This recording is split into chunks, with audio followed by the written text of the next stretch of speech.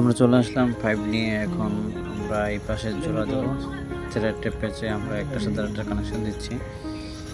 দেখুন আমাদের ভিডিওটা, এই যে আমাদের খলিল, এই যে মনা ভাইয়ের আমি পাইপটা দিতেছি।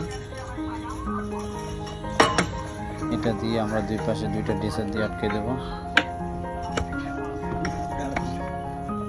ভালো করে টাইট দিতেছি যেন ইয়ে হয়, লিক করে।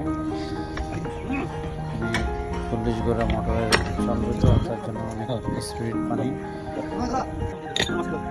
ভালোভাবে টাইট দিয়ে আমরা এখন এটাকে নিয়ে যাবো, এটাকে মাপ দিয়ে তারপর নিজের এটাকে কাটবো।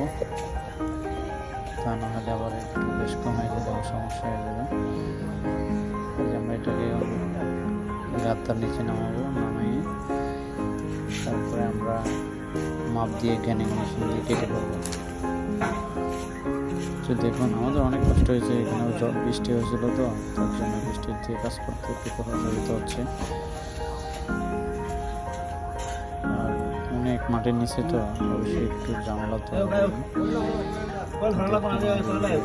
দেখলে অবশ্যই ভালো লাগলে লাইক করবেন। ওইখানে প্রচুর মশা, আমরা কয়েল দিয়ে কাজ করতেছি। যে কয়েল আমরা কিসের মধ্যে লাগিয়ে রাখছি। দেখুন আমরা এখন এটাকে নামিয়ে মাপ দিয়ে পাইপটা কেটে দেবো।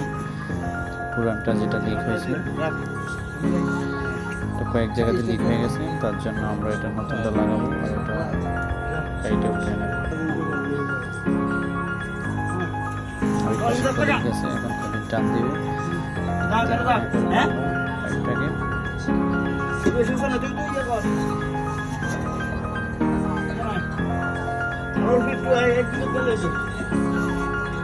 তো দেখতে থাকুন ভিডিওটা।